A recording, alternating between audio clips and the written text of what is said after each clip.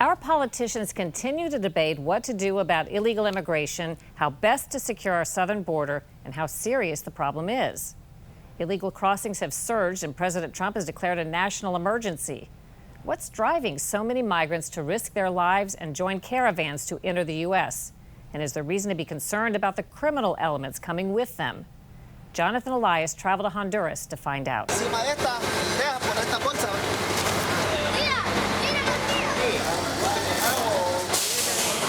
It is midnight here in San Pedro Sula. This is where it all begins. Everyone here is heading north, and if you talk to some, they'll admit that the ultimate goal is to make it to the United States. This is the reason I'm leaving, this man told us. He's trying to make it to the U.S., he said, because low wages here make it impossible to support his young family. This man says when local gangs see his tattoos, they assume he's from a rival gang, so his only choice is to leave. Those can get him killed? Sí. Muchas gracias. Honduras is one of the poorest and most violent countries in Central America, surrounded by Spanish-speaking nations with stronger economies. Panama and Costa Rica have generous asylum policies, and to the north, Guatemala and Mexico have been open to migrants in recent years. Despite that, many still choose the long, grueling trek to America. It's been drilled into our heads since forever that it's the best nation in the history of the world. Why wouldn't anyone who's trying to save their life go to the best place?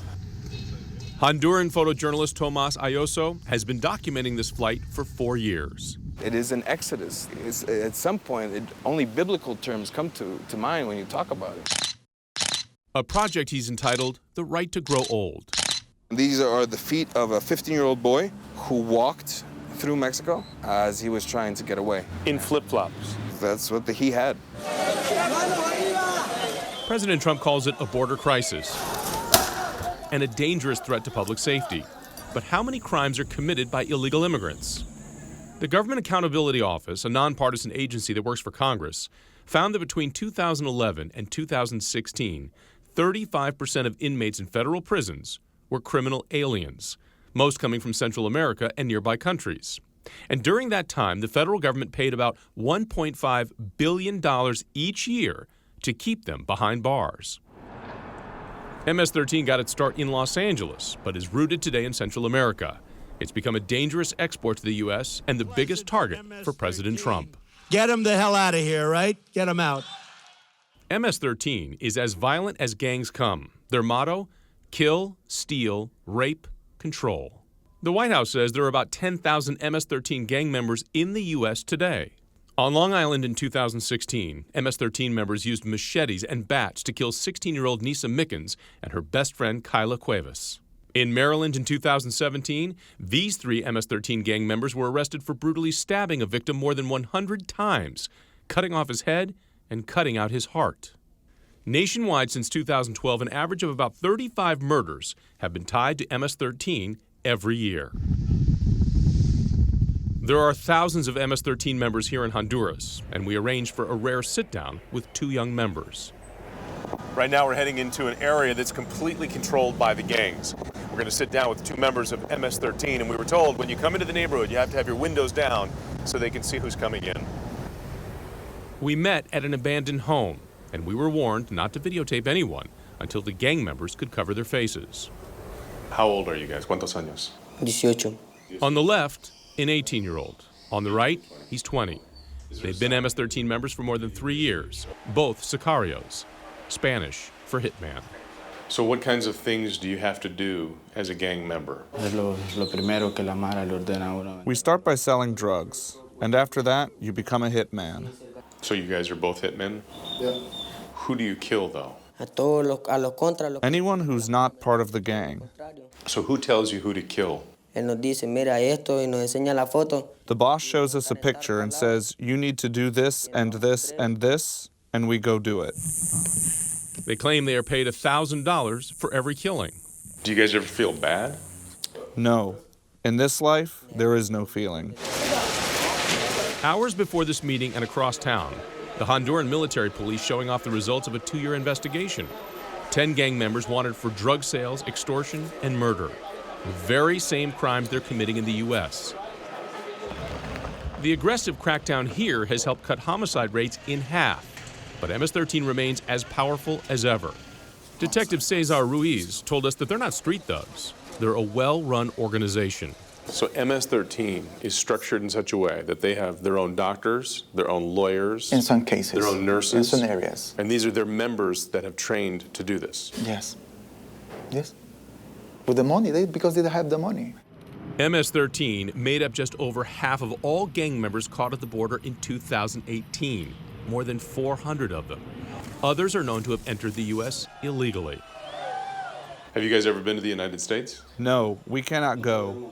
We are part of the gangs here. If you go without permission, you get killed. The threat of more sneaking into the U.S. is one of the reasons President Trump wants to build his wall. Detective Ruiz understands how difficult it is to get rid of this gang. I compare them as the ants. You can kill some ants, but a few minutes later, you will see a lot of ants coming from the bottom of the earth. It's the same with them. Do you worry that you'll end up as one of the victims? We don't have that mentality. When you're in the gangs, you know that can happen. You don't have to feel fear about that. What do you want people now to know about MS-13? MS-13 is the best and only gang out there. Once you're in it, it's your family. It's your life. There is no leaving it. We'll put down all rivals because MS-13 is the strongest gang in the world. The U.S. has poured millions of tax dollars into this country to help turn things around. American Kurt Verbeek founded an organization called the Association for a More Just Society. He receives nearly half of his funding from the U.S. government. He's been working to change things here for decades. He put together a group of investigators that's going after killers and corruption, starting here in the neighborhood where he lives. You cut murder by 80%. By 80%. Yep. That's a big chunk. Yep. His team is replicating that success in communities all across the country. Something else Kurt helped change: the police.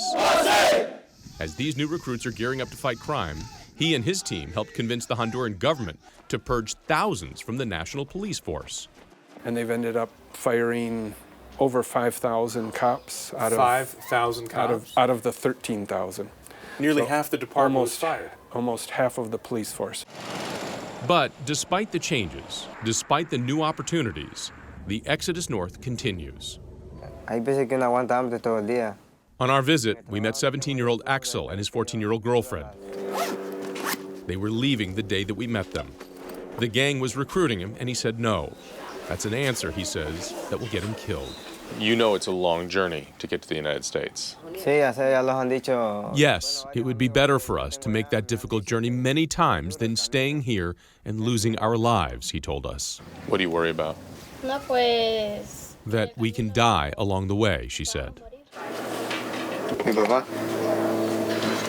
They zip up their worldly possessions into 2 small backpacks, say their final goodbyes, and walk off to an uncertain future.